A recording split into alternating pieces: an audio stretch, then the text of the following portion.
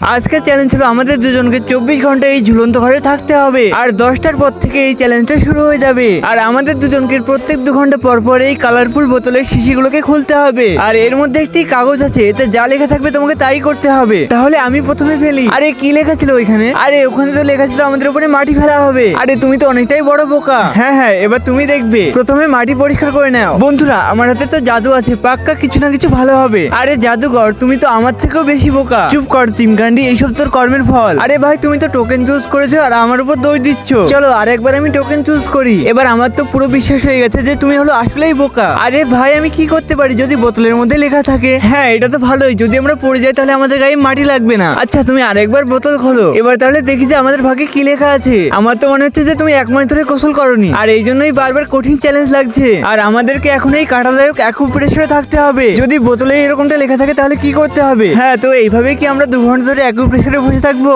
আর এই দেখো, এবার আমি সঠিক বোতলটিকে খুলবো। এরপরে কি হলো তা দেখার আগে ড্যান্সের ভিডিওটা অনেকেই লাইক করে। আজকে দেখবো কে কে নিজের মাকে ভালোবেসে একটু লাইক করে চ্যানেলটি সাবস্ক্রাইব করে। আর কমেন্টে তোমরা সবাই আই লাভ ইউ মা লিখে যাও। আজকের এই চ্যালেঞ্জটি এখানেই শেষ হলো। আর তোমরা কমেন্ট করো ফেস্টিভ্যালের জন্য।